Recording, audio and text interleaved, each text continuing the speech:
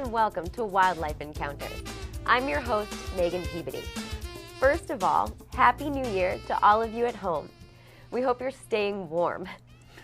I'm excited to let you know as we start the new year, this show is going to be adding some new features that we hope you will enjoy. The first new feature starts right now as we take a few minutes to interview our guest.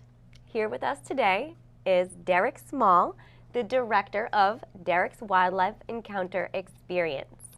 Hi, Derek. How are you doing? Good. How are you? I'm doing well, thank you. 2014 is a new year. Whew. A new show.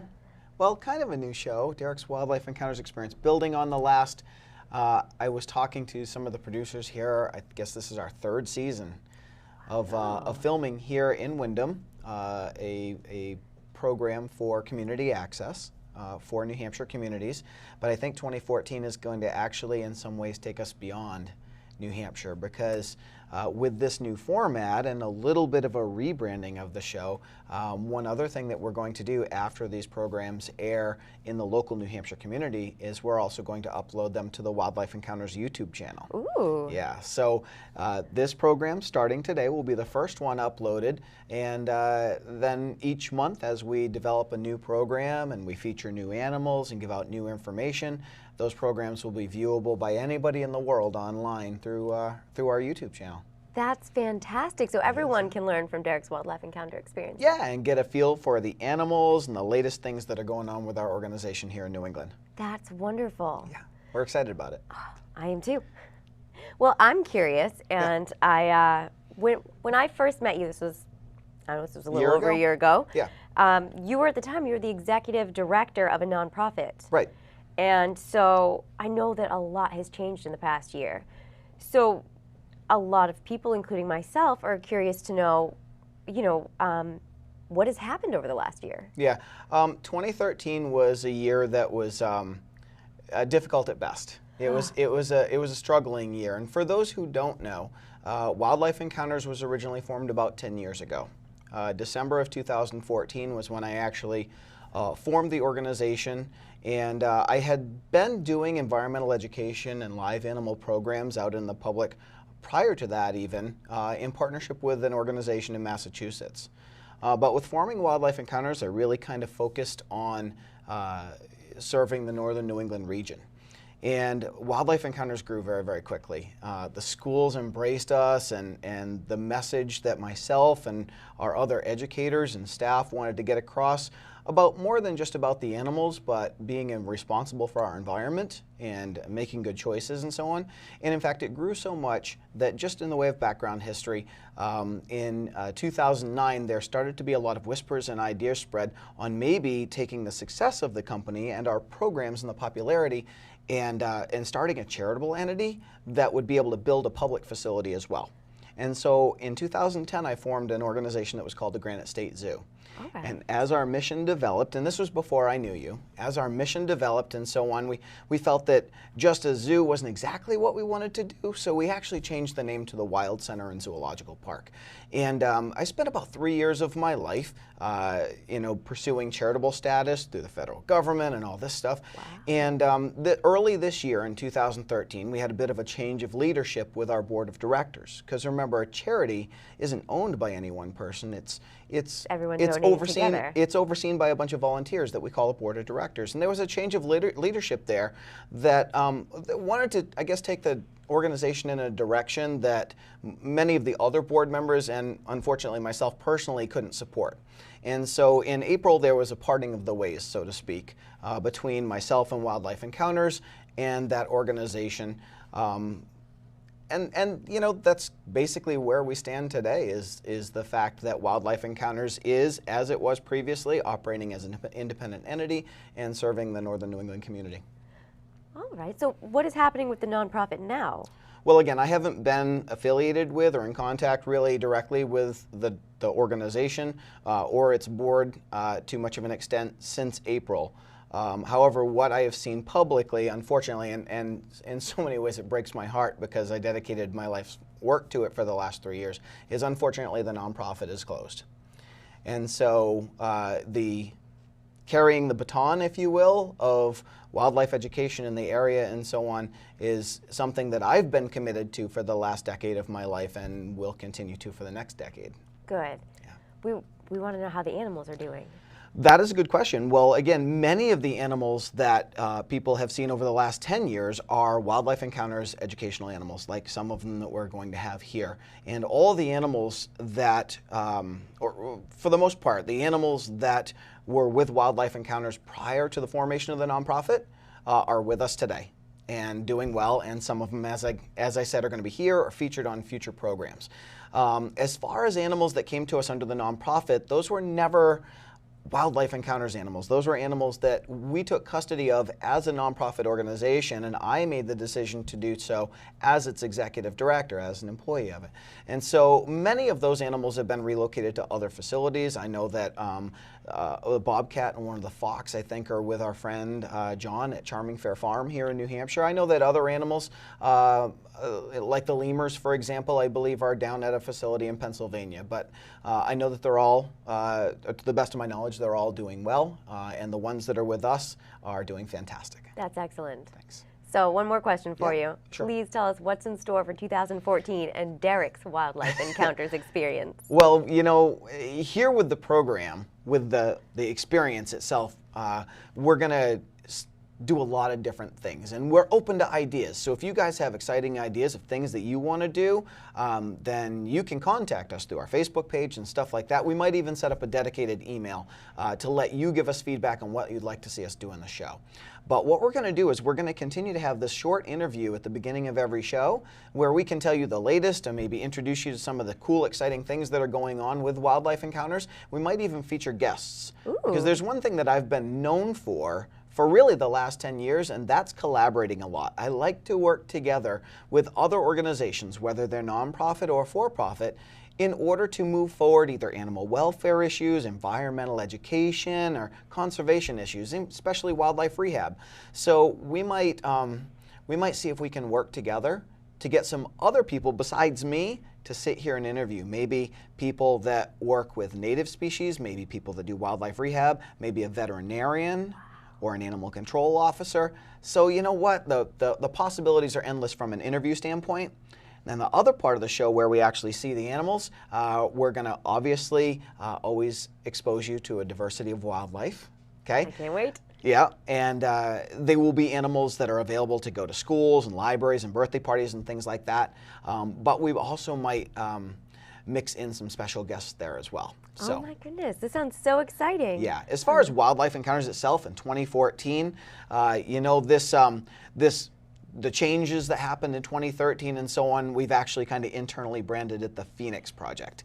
Ooh. The Rising. Rising out of yes, the ashes. there you go. And so 2014 is going to be an exciting year, not really ready to publicly talk a lot about what we see 5 or 10 years down the road for the organization, but we know for 2014 that we are going to be out there in our communities as people want us to be with the animals, sharing our message and the animals with everybody from the little young learners to the seniors in the facilities and in the communities of New Hampshire, Maine, Vermont, Massachusetts.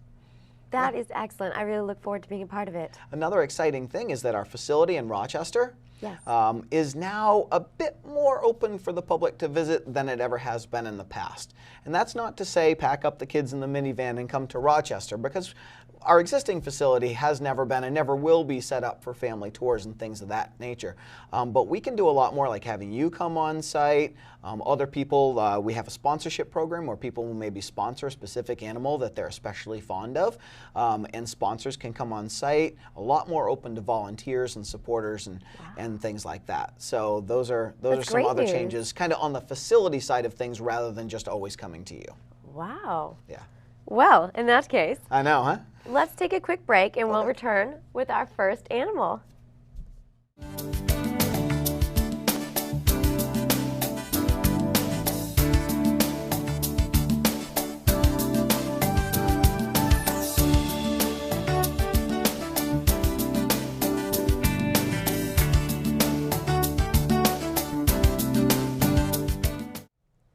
All right, Derek, who is our first animal? Well, I bet you recognize him. I bet do. a lot of people do, yeah. one of my favorite partners at Wildlife Encounters because they definitely are mine and my other staff's co-workers. This is Coda. Hi, Coda. Coda is about 6 years old, and he is, an Arctic fox. an Arctic fox. I thought most appropriate since a lot of us here in New Hampshire just had that polar vortex come on through, right? Man, wasn't that cold? That was freezing. There were a couple of days where I brought all of the outdoor animals at Wildlife Encounters that have big spacious outdoor habitats, all of them in except for these guys. And this is Coda, our male that many of you have met before, but we also do have a female that was one of the animals that I was speaking about earlier about the nonprofit in the interview section. We actually have a female that came to us then. She was kind of a rescue from a fur farm, to tell you the truth. She was born on a fur farm, and yes, these animals are raised for their extremely thick, luscious fur to help keep us warm. And so she was a rescue from there. And her name is Tundra, by the way. Tundra. Yeah, how appropriate is that, right? Beautiful. And Tundra is not friendly. Tundra is not one that will sit here in your hands. She gets really, really nervous when people approach, especially to try to have any contact with her or anything. So Tundra gets lots of things to do at the facility, and of course she is, how do we say this, platonic roommates Okay. with Coda. They're social animals. And like us, canids, or members of the dog family, have a strong social component and a family component, okay? So like we all hear of wolf packs, right? You could substitute wolf family, just like human family. There's a mom and a dad, older brothers and sisters, and younger ones too. Maybe even an old grouchy uncle that hangs around or something like that. And maybe a grandma or a grandpa. Okay. So Arctic fox are pretty much the same way. Now, unlike wolves, Arctic fox, when it's time to go out and get something to eat, they do that by themselves. They're what we call solitary hunters, rather than hunting in packs like wolves. But these animals are at full grown at this size, 9 to 10 pounds. In fact, Coda looks a lot bigger than he normally does. Because he's got so much fluffy fur. Yeah, we like to call that his snowsuit His for the kids. snowsuit. Yep. Now, like most kids that I know, when you put on your snowsuit to go out in the cold, you keep your t-shirt, pants, underwear on underneath, right? Underneath your snowsuit? Absolutely. Okay? Well, he's the same way. His fur, much darker and much thinner, is there underneath. All right, so a lot of kids learn on TV that Arctic fox change the color of their fur, and that's not quite true. They just grow thick fur coat that they then lose in the summer. And I think I've asked you this before, but do you know what it is that causes him to either grow his fur coat or lose it when it's time? I See if you remember. Kids, anybody out there remember? Okay, it's something that happens in nature. And most kids are going to think it's either getting warmer or it's getting colder. That's a very, very close guess. But what causes it to get warmer or colder, of course, is the sun and how long the sun is up. Okay, so you know what? You could have a long sunny day and have it still be cold, right? That's true. We get a lot of those. Yeah. Okay, or the other day I remember it was really, really foggy and it wasn't sunny for very long, but it was like 55 degrees. I like those days. I know. And so it's actually how long the sun is up. And as the days get longer, which means, of course, winter is going by and spring and summer are coming, then that will signal his body to change, to lose some of his fur and to actually get skinny and lose his fat so that he's in his swimsuit figure for the summer. His swimsuit. That's right, okay? But in the fall, when the days are getting shorter, he needs to put on a little bit of extra body fat, helps to keep him warm. And of course, in the Arctic tundra, there are times where he doesn't have anything to eat.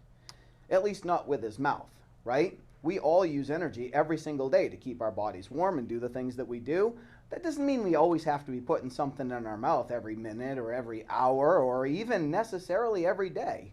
And so he stores body fat. And when there are periods of time for an Arctic fox or even a person, when there's nothing to eat for a day or two, doesn't mean you're going to necessarily get super hungry if you're able to burn the energy that's stored in your Fat. body fat. That's right. We learn a lot about hibernating animals around here and how they can survive long periods of time, like skunks and groundhogs, without eating anything. So body fat is really important to save up in the fall to go long periods in the winter when there's nothing to eat. Like when the bears hibernate? There you go. That's another All example. right. Now, other animals Other animals don't hibernate, and other animals sometimes travel long distances. Okay, so one little thing for right here in New Hampshire, a lot of us don't know this, but this winter we have visitors from the Arctic. We And do. I'm not talking about Coda, because Coda wasn't born there, right? Okay, we have snowy owls visiting this Those year. are beautiful. Okay, they're, for the older kids, you'll recognize that as the owls from Harry Potter, right? Snowy owls normally stay up in the Arctic, and they hunt lots of little mice and things, just like our owls around here, and that's important for making sure there aren't too many mice. Their mice up in the Arctic are called lemmings. They're very close cousins of mice, but the thing is, about once every 4 years, it becomes very hard to find lemmings. And this year, this winter, is that every 4th year where there really aren't any lemmings to eat. All right? So It's like the polar lemming bears- leap year? Huh? Like the lemming leap year? Like the lemming leap year, that's right. And so the snowy owls have to fly even further in order to find their food. Oh. Of course, Arctic fox, they have their own special ways of surviving up there, including following polar bears around and cleaning up the leftovers, right? They eat sloppy seconds. So that's our first animal, and that's Coda. I want to give him a touch real quick to see how soft and fuzzy Absolutely. he is. Oh my, and it's very thick. Very thick. Wow, you must be so warm. Very warm. Even when it was 20 below there last week in Rochester, he and Tundra were outside going, hey, this is no big deal. No big deal. No big deal at all. All right, let's go on to our next animal. Certainly. And here's our second animal of the program. Who Animal- is this? Animal number 2. This is a new animal to Wildlife Encounters, to tell you the truth. And there's somebody out there, a friend of mine named Amy, that would recognize this animal. This is actually an animal that she had to put in our long-term care for, reasons, and everybody has things that happen in their lives and Absolutely. so on.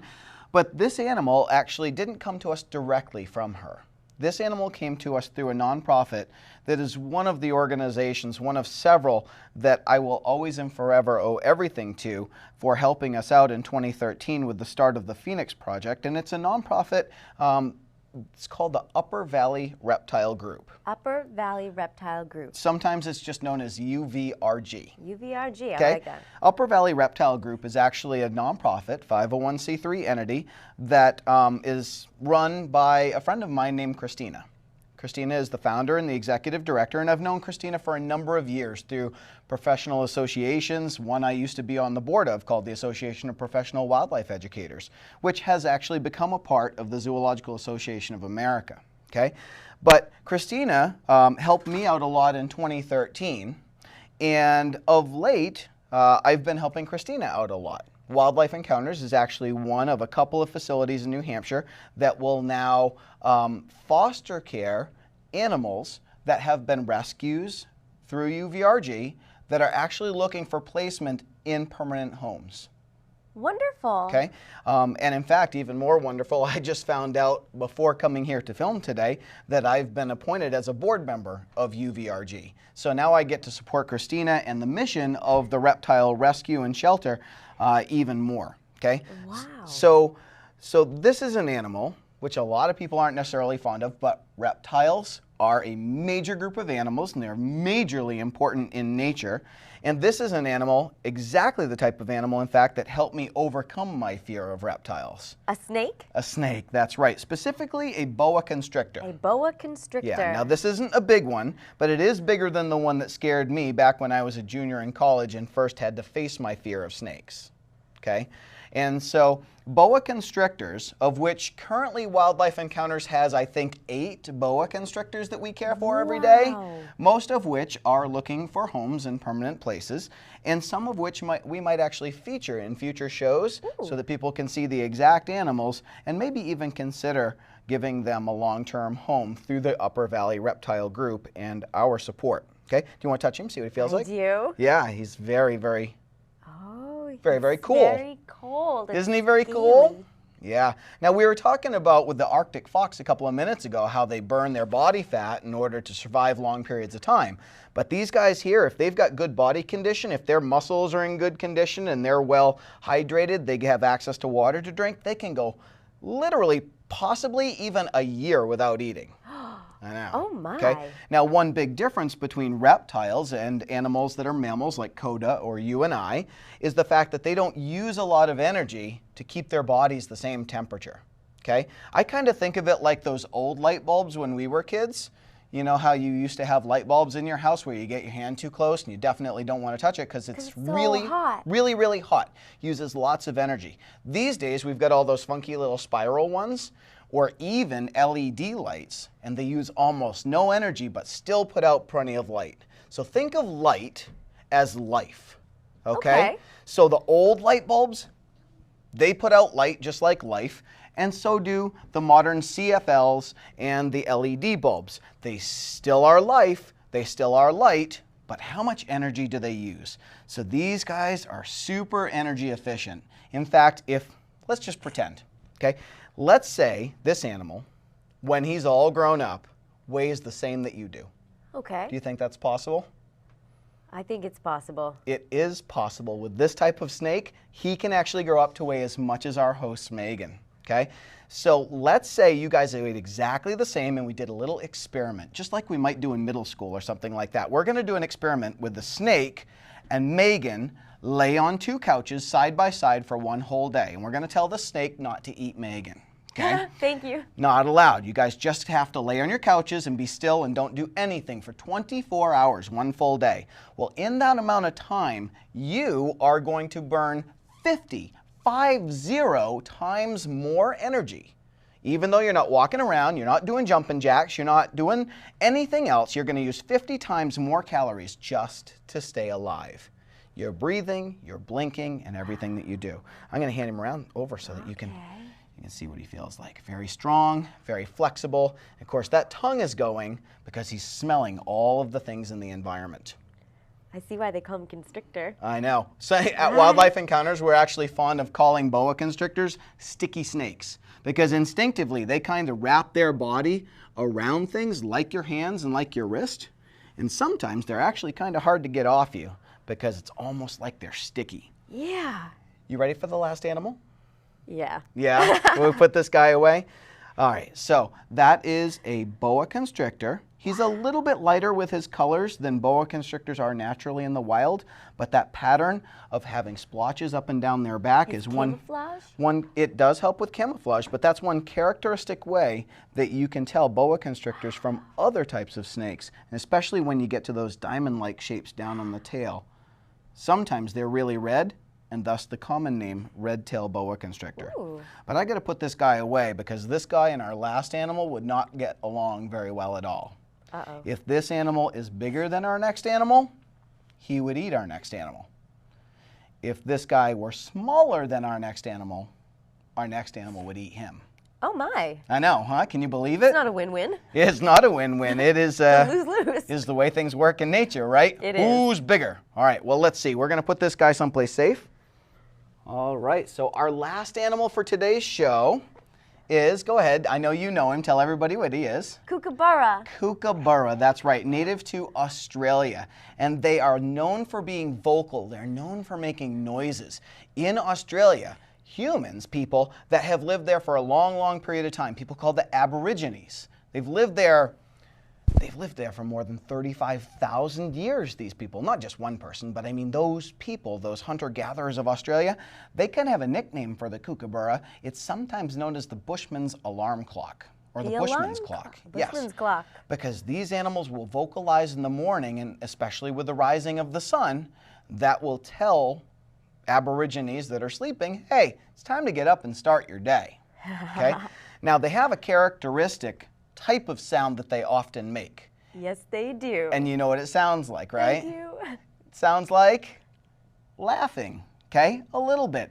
And it's a call that the kookaburra uses in order to establish its territory and communicate to other kookaburras and other animals, this is my tree, this is my space. Now, you see that long beak, and that beak looks pretty intimidating, okay? I think he's doing it kind of quiet right now. But,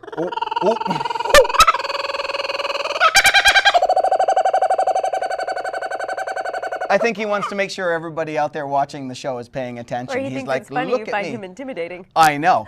You know what? That really sharp beak scares a lot of kids. When we take him to someplace, like we had him at the library just the other day over in Londonderry, and his beak can be really intimidating because sharp and pointy. But actually, it doesn't bite really hard like, say, a parrot's mouth or anything like that. It's really good at pinching. Okay. And so, obviously, if he looks down and he sees a little snake, the kookaburra, one of the things that it is revered and valued for is the fact that these guys will swoop down and they will eat up baby venomous snakes. Venomous snakes? Venomous snakes. Now, the one that we just saw is not a venomous snake. It's a squeezer or a constrictor. A venomous one is one where it has really dangerous stuff in its mouth, and if it bites you and lets go, you can still get really sick or worse. Oh my. So these guys will actually eat venomous snakes. Let's see if he'll do it again. Ready? Yes. Oh, hey, where are you going? Thank goodness for Megan. The show is just ridiculous, okay? So definitely a wildlife experience that we didn't expect, having him fly across the studio, but we were able to get him back. Now, I do want to, I was saying earlier in the interview that Wildlife Encounters, and myself personally, really fond of collaborating with other people where we all have the same goal of teaching all of you about animals and how we can treat the environment better, for the benefit of them, for the benefit of us, and for the benefit of the planet. Kind of sounds like Animals, People, Earth, right? And so this animal is actually not a Wildlife Encounters animal. This animal actually lives with a friend of mine that runs a fantastic small educational facility down in Littleton, Massachusetts called, it's a cute name, it's called the Creature Teachers, okay? And Rick runs the Creature Teachers, and he does many of the presentations. Maybe some of you have seen his shows before. Rick and I sometimes will help each other out in order to get our programs and our presentations delivered the very best that we can, and of course in order to make sure that the animals are all well taken care of. So this kookaburra here is often seen in Creature Teacher programs. Every once in a while, he will be a part of a Wildlife Encounters program where we're doing something about Australia, or we have to represent that really cool group of birds that are called kingfishers. Kingfishers? Yes, the kookaburra. You guys can look up kingfisher and figure out what type of bird is that. The kookaburras grow up to be the largest of all kingfishers on Earth. Some kingfishers dive in water, but the kookaburra is one that prefers to stand in the trees and hunt on land, snakes and bugs and things like that. He's very excited. So let's see if he'll call for us one more time. I think we're going to wrap up. There we go.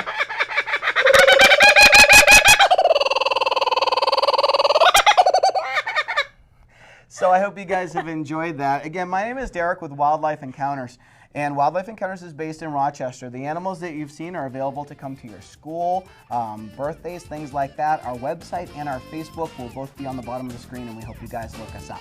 Let me take him back from you. Thank you. Thank you. You're welcome. Thank you for watching this episode of Wildlife Encounters on WCTV Windham Community Television. Tune in next month when we bring you some more amazing animals.